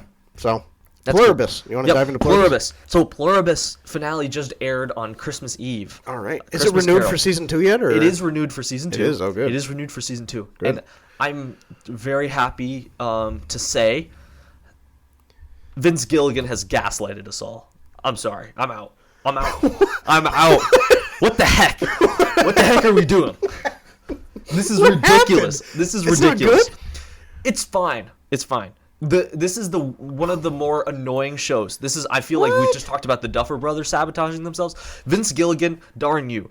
You know what? No, dude. As a proud lover of Breaking Bad and Better Call Saul, Yeah. he said, you know what? In today's media, we're too used to the TikTok constant feeling of you gotta scroll immediately. You gotta scroll immediately. You just can't sit down and focus on one concept, right? Oh, we can't. Nobody can do that. You know what that doesn't mean, though? It doesn't mean that you do a season-long show of 9 episodes and you give literally no payoff. Legit no payoff. It just ends. It just ends. So my rating of season 1 of Pluribus, 5. 5 out of 10. Wow, it's a dude. fantastic idea. It's a fantastic idea. And it's every time they give you a nugget of payoff, I love it. That's why it's so frustrating that in the build-up episodes, and not even in the build-up episodes, every single episode, dude, literally, like, nothing happens. They wait. They do. It's like a slow style story. I don't know if you know you don't know anything about it. I know nothing about it. No. So basically, in episode 1, you get it where there's this like alien type of substance thing that kind of like is manifest on Earth, kind of Venom style. Gets into one person and they just start infecting more and more people. Okay. And until basically all of a sudden like there's this moment where like a global thing happens where it like a snap where every single person just becomes infected with this thing. So they're all under a hive mind, meaning like Pluribus, right? So it's like all hive mind, same thing. So like each person is no longer the same person. It's being controlled by one like being thing. But they're all like, the twist is it's weird because they're all technically like, it's like a good thing, but it's also bad. Like it won't harm any of these characters. But the extra twist is that there's 11 people in the world that for some reason didn't get affected by this. And one of them is the lady. One of them is Rhea Seehorn. Okay. So she's like the main character. And she's great. Like the acting is great. So it's just a weird thing. I've never seen it where idea's good. Moments of getting something are good. Acting is great. You're just not giving us anything. Dude, that's like, interesting. No. Like the buildup of it is basically that she hates all of this. Yeah. She hates all this, and I don't want to spoil it too much. I mean, I don't know if you care, but she hates everything about this. She hates this thing. She needs to eradicate it. She's making these videos and she's learning some things about how bad this thing truly is. And then all of a sudden, she falls in love with the chauffeur that she's been given by the Pluribus. Sure. So it's just another like human that like is just acting under this hive mind, that she falls in love with her and realizes actually she maybe doesn't hate them. And so then she just kind of goes along. And we get this progression of this other character who's the only other character that dislikes this thing. Every of the other ones, that's like the 11 people, this other survivors, are all fine with it. And they're okay. Like they're like, whatever. So the hive mind. With the hive mind, they're fine with this world because there's peace and whatever. Sure. According to them. So she finally turns where she's like, oh, I think it's good. You get this progression of this other guy where he's traveling to find her, to basically meet up with her because he's received her videos telling how bad this thing is. So he's like, finally somebody else who agrees with me. It takes him like 3 episodes to travel, and it's just segments of her traveling. Or of him traveling the whole time. Like, in this show, what they do is they don't break up segments. It's just everything that happens goes. If there's a microwave that's counting the 30 seconds, we're going to sit through the 30 seconds. If there's this thing where she calls on the phone and they basically say, like, it's this voicemail recording, it plays every single time. It's probably a 15-second voicemail recording. Plays through every time. There's an episode, dude, it plays probably 15 times. The same voicemail recording over and is there a reason for it or no? Over again. It makes sense, but it's just like, are we going to really sit in it? Huh. And so I feel like I'm being gaslit by Vince Gilligan and people online that are telling me, they're like, people today just can't handle sitting through something. No, I can't handle sitting through something and not getting a thing. Right. That's something I see a lot of people saying. I already saw people saying it about Stranger Things. Yeah. Oh, well, people just don't have attention spans. Yes. They can't stay on a story, wants to tell a deeper... Right. It's got to be good. Yes, it's got to be good. And they build it up that, like, originally in the show, there's a thing where they'll do anything. They'll grant any request that they want, basically. So they want their best needs. So Carol, originally, when she first wants to meet all these other survivors that are around the world, she asked Pluribus to fly her there.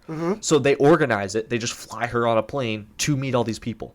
The ending of the season, 9 episodes in, is basically her realizing again, oh, these people are bad. That's her So beginning, they're bad. Realizing the thing that was obvious. And then that the guy travels all that way and finally meets her. But the issue is you've already seen that they can just grab him. So his whole progression of going through mountains and stuff and trying to hike all the way over there, he could have just hopped on a plane that they had provided and they would have allowed it. So basically, she meets one of the other survivors and she realizes, oh, they actually are bad. That's season 1, 9 episodes, 45 minutes each. Wow, it's just insane. It's really insane. And it's just really frustrating because it's a great idea. It's a really good idea. It just kind of insists on itself. Yes. Okay. So it's just really annoying. And I I can't wait. Watch. Well, I'm gonna post the clips. We're gonna post the clips, and everyone's gonna tell me, "Oh, you just don't get it. You don't get it." I do get it. I liked the idea. It's just you can't make me sit there for 40 minutes and then give me 5 minutes of payoff of something. I'm not even talking payoff like climax, like a cool moment. No, just something. I'm just talking about anything. So are you advancement of the story? Are you feeling like you're one of very few people who are feeling that way, or? The ratings online are not fantastic. They're also not bad. Okay. I think it's just one of those more niche shows that the people that kept up with it obviously liked it for a reason. It just feels I hate when people are sometimes when it's a movie that doesn't have action or something. You just like action movies. Yeah. It's no, it's not that. It's just come on. You can't just excuse sucking. Sure. Yeah, it's just come on. Yeah. I don't know. Well, let me ask you this, because Better Call Saul, you could make an argument that the first 2 seasons are the 2 worst seasons Vince Gilligan has ever done. They're just very slow, very kind of I get it. not eventful. Right. That's why I feel I can say this. Do you feel like it's going to pick up? Do you see the writing on the wall for where it could pick up? But it's worse than that. It's way worse than that. That's my issue. Because you knew Better Call Saul was leading to Breaking Bad. Better Call Saul was slow. This is I don't even know. What's the sloth? This is sloth level. Really? Yeah. Huh. So I was never of the opinion that I thought Better Call Saul was slow. No, but I thought it was what I'm saying is took a second to burn. Even when it was you couldn't hate on it too much because you're at least this leads to Breaking Bad. Fair. Sure. Fair. Right? But I still enjoyed it naturally more than this. Yeah. I would have given the first 2 seasons a 7.5. Yeah. Regardless of knowing anything else. This is you're just saying come on, even man. with the slow pacing, there's still nothing to do. Yeah, it's frustrating. Right. So that's I don't a know. bummer, dude. Anyway, 5 out of 10. Yeah, 5 out of 10, maybe 6 if I was generous. The idea is great. The idea is an 8 out of 10. It sounds like it. Yeah. The that's acting's a bummer, great, dude. but just nothing. Vince Gilligan, he's gonna be my James Gunn. Okay? Is he really? No, I'm just kidding. I feel like the Duffer Brothers are gonna be your James Gunn after today. I don't know, dude. I just wanted to go with the negative review today. Just while we're Merry at it. Christmas and here's hate. Well, I think we have one. Yeah. Hey. Yeah, we got what else we got? I think we have probably the thing we could collectively hate the most of anything. You and I finally watched One Battle After Another. Yes. Yes. I didn't even think to talk about this. Yeah, can we give a rating? Yeah. Okay. Our rating of One Battle After Another. Arguably, consensus-wise, the film of the year. Film of the decade. People are saying it's Leonardo DiCaprio's next Oscar. That's right. Film of the decade. Sean Penn's Oscar. It's theirs to lose. Yep. So our review of One Battle After Another. 3, 2, 1. 4 out of 10. 3 out of 10. Movie stunk. What is happening? It's a terrible Talk movie. about me being gaslit. This is... Where's the film of the decade I was promised? I feel like every year there's a movie that people insist is good just because I remember a couple years ago it's popular. It was Bradley Cooper's Maestro. Yes. Then there was last year I'm trying to think there was something else. It was every year there's a different movie that everyone's it's got the big cast or the big filmmaker or whatever, and everyone's oh, it's the big thing. You gotta maybe I'm missing something, but I don't think I am. I think the movie just stinks. It's too sexual. It just feels like it's so aggressively sexual in ways that are just unnecessary. Yeah, man. It's the first 30 minutes are just uncomfortable. No point. It's just weird. Yeah. And I will say it. I wrote it in my review. The worst score of all time. Yes, yeah. Can you speak to that? Oh my goodness. Bad score. Again, this is another thing that people are going to flame me for. It's going to be oh, whatever. I understand the awkward vibe that it's like almost supposed to be a bit like not Office style in the way it's done, but Office style in the intentionality behind the awkwardness. You know what I'm saying? Yes. I get that, but it's like the score just it's like ding ding ding ding ding. It's like Jaws style where it's like you feel like something's coming, but it just like it's just the whole time it's just playing this ding ding ding ding ding ding. And it would be loud, obnoxious. Like, I could not stop hearing it. I couldn't stop hearing it. And it was just so uber, like, annoying. Mm-hmm. And then there's points where there's dialogue point where you're, like, wanting to hear what they say. And I actually could not hear what they said unless I put the caption on. Was so loud. Because the score, it was just so loud. Yeah. And I was like, it's just obnoxious. It was really annoying. Mm-hmm. And 2 hours in, I think it took an hour and 50 minutes for something to, like, concretely happen. Yeah. Like the acting's good. Do I think it's obscenely bad? No. No, it's not. It just feels like, what is the story for, dude? There's like nothing to it. What are we doing? There's nothing to it. And like none of the reveals were like, there was no reveal that I was like, okay, that's anything surprising or cool or anything. No, it was just a nothing burger. Yeah. It was ultra nothing burger. It just felt like the Oscar bait movie of the year. Yeah, and I felt so annoyed because I've had so many people tell me film of the decade. Yes. Why? What in the world? Why? That's not even close. I put it in my top 20 or in the 2025 ranking. Yeah. It's not even top 25 this year. No. And that it was Tron Ares level to me. Like it's gonna happen crazy? Where Leonardo DiCaprio didn't win an Oscar for Titanic. He didn't win one for Wolf of Wall Street. He didn't win one for What's Eating Gilbert Grape. But he's gonna freaking win one for One Battle After Another. And I'm like, I guess he's good. Mm-hmm. He didn't win one for Django Unchained. And I'm just like, it's good. You know, his performance is good. Benicio del Toro is good. Mm-hmm. Right? Yeah. Yeah. I just am like Sean Penn. Honestly, like for the character, I guess he's playing. Is he though? He walks like he's got like a. Well, let me say something. I've seen him in other things. This is a very strong character performance. I just think the character stinks. Okay, that's fair. Does that make sense? That's fair. Like he's playing the thing he's been given very well. Like it's transformational, but it's not good. You know what I mean? I don't feel like there was a plot. Right, like dude. I don't feel like there was anything there. One thing that really got me, like every time I couldn't help but laugh when the one what is the woman? What is the lady that Leonardo DiCaprio's character has the kid with? The lady in the beginning. I don't remember. You know who I'm talking about? Yeah, I do. The way she runs up the street, it has these long shots of her running up the street, and when it's like showing her sprinting, she's like sprinting and her arms are going like this. I couldn't help but laugh. It was like, I don't know if she was like on a treadmill and they were like green screening it or something, and so they were like, just act like you're running. It just was making me laugh. Yeah. The whole movie just feels kind of... It's like it's dealing with serious themes, but it doesn't take itself over. Perfidia. Sure. That's her name. The movie is playing with very serious themes, mm-hmm. and it's taking itself very seriously. But I'm not. Yes, they couldn't tell. It was 1 second. It was a serious movement that like we're actually like it starts off like we're gonna be serious about. This is really this uprising, right, dude? And then the next second it's like. We're joking in Leonardo DiCaprio. It's the Duffer Brother problem. Yeah, where it's like you're almost like they almost mocked the revolution in a way. Yeah. They made it serious, but then they were mocking the own revolution thing. Yeah, man. And then they're like, oh, and she's a rat too. So the main thing she stands for, whatever, she's like, oh, actually, well, the second it comes to like push comes to shove, like I don't care anymore. Like I'm just gonna rat him out. Yeah. So you're like, I don't get it. Am I supposed to like take her character seriously? Am I supposed to take this movement seriously? I didn't. I don't get it, dude. So it's like, what's the deep like? It didn't feel like there was some like I get that there was supposed to be a deep message to it. I did not feel like there was something there at all. And there's some stuff like the car scene with DiCaprio's character and Benicio's character, like great. There's the her scene stopping it at the top. Yeah, and DiCaprio like on the phone, like when he's like trying to make the call or whatever. Like that's great. Like there's stuff in there that's all right, but like I think it's the movie I'll hear people out the most when they say you're missing out. You're missing it. Like you don't get it. Clearly there's something. I'll hear people out because I'm like, you must be right, but also at the same time, I don't think you're correct. Mm-hmm. Like you must be right, but I don't believe you. You know what I think? Because I feel pretty strongly that I didn't miss a thing, and I just didn't like the movie because it stunk. Mm-hmm. You're right. There was a loud.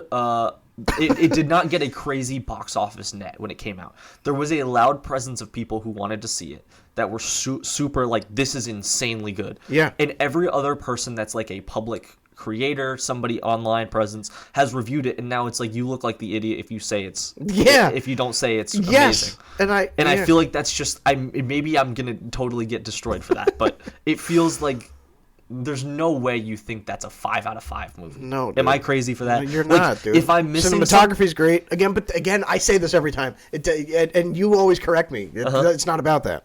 Yeah, I always say it's great, and you're like, but it can't, and you're correct. It's not. If we're missing, if you and I are missing something glaringly obvious, and somehow I go back and watch it, I cannot see a world where this is more than a 4 out of 5. I agree. There's just no way. I agree. And every single person I'm seeing review it is giving it it has like a 4.4 on Letterboxd. That's absurd. The sexual stuff, to me, I'll be honest, like that to me is enough to bring it down to a 2.5. Agreed. The movie, like out of 10, or out of 5. I mean, yes. That's enough for me to already have it down to a 5 out of 10. Yes, thank you.